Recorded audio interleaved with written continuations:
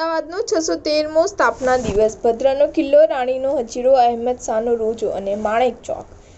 આજે અમદાવાદનો happy birthday છે। આજે શહેરની સ્થાપનાને 613 વર્ષ પૂરા થયા છે। જબ કુત્તે પે સસ્સા આયા તબ બાદશાહ ને નગર બસાયા।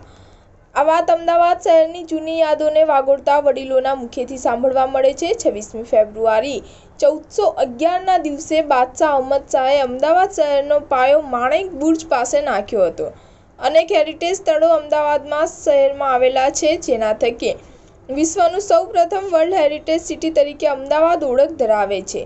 અમદાવાદ શહેરની ઓળખ એવા હેરિટેજ સ્થળો ભદ્ર કિલ્લો, રાણીનો હજીરો, અહેમદ શાહ બાદશાહનો રોજો અને માણેક ચોક।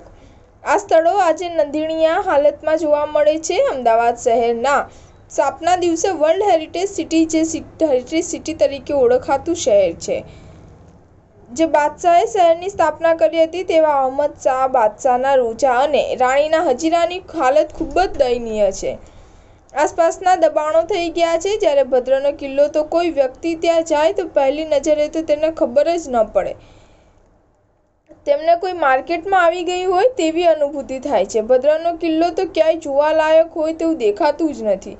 ગુરુ માણેક ચોકની સમાધિની આસપાસ વાહનો અને લારીઓના જમાવડા થઈ જાય છે। જે સ્થળ પર ગુરુ માણેકનાથ સમાધિ આવેલી છે, ગુરુ માણેકનાથે સમાધિ લીધી હતી, એવા સ્થળ પર આજે માણેક ચોક તરીકે ઓળખાય છે। જોકે આ જગ્યાને રાત્રિ અને ખાણીપીણીનું મુખ્ય બજાર બનાવી દેવામાં આવ્યું છે। અમદાવાદ મ્યુનિસિપલ કોર્પોરેશનને તંત્ર અને ભાજપના સત્તાધીશો વર્લ્ડ હેરિટેજની વાતો કરે છે, પરંતુ હેરિટેજ સિટીના સ્થળો અને જાળવણી કરવામાં હંમેશા નિષ્ફળ રહ્યા છે।